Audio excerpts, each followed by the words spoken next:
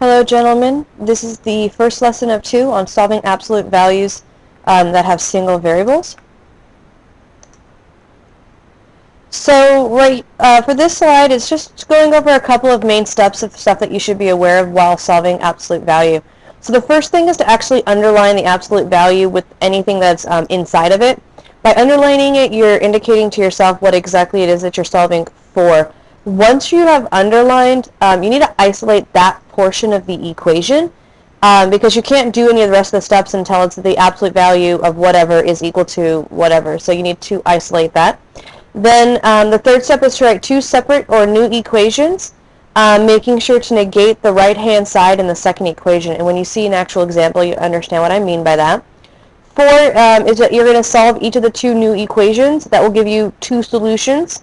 You will check both of those solutions, and then either they'll both work, one will work, or neither will work. So you just need to make sure you check.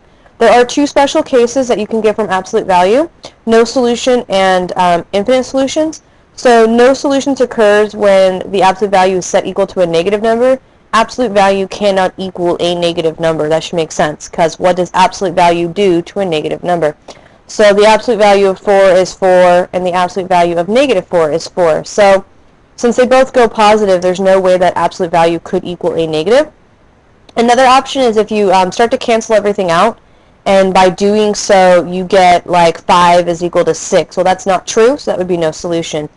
Infinite is when everything cancels out, but you get 0 equals to 0, or 5 equals to 5.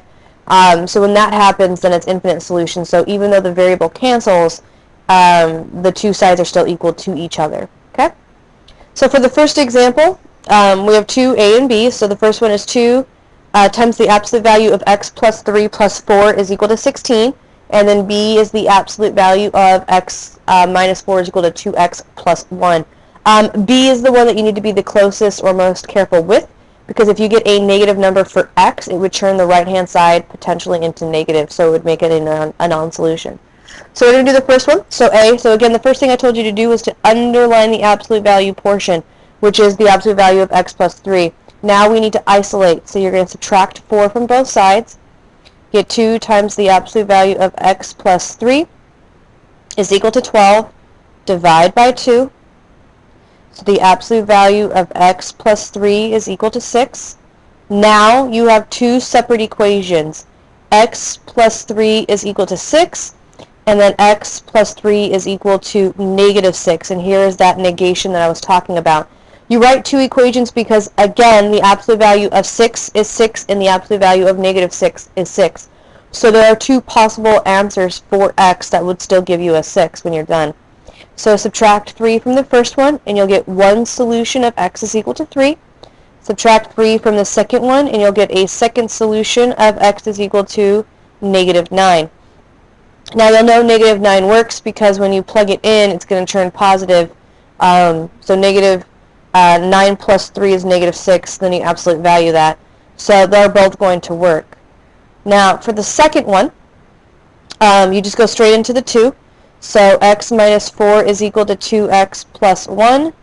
And then the second one is x minus 4 is equal to negative 2x minus 1. Please remember, you're negating the entire right side for that second equation, not just a part of it. Go ahead and start solving. So we need to get the 2x's to the other side. So I'm going to subtract 2x. That gives us negative x minus 4 is equal to positive 1. Add 4 to both sides. Negative x is equal to 5. So x is equal to negative 5. And then for the second one, you're going to add 2x.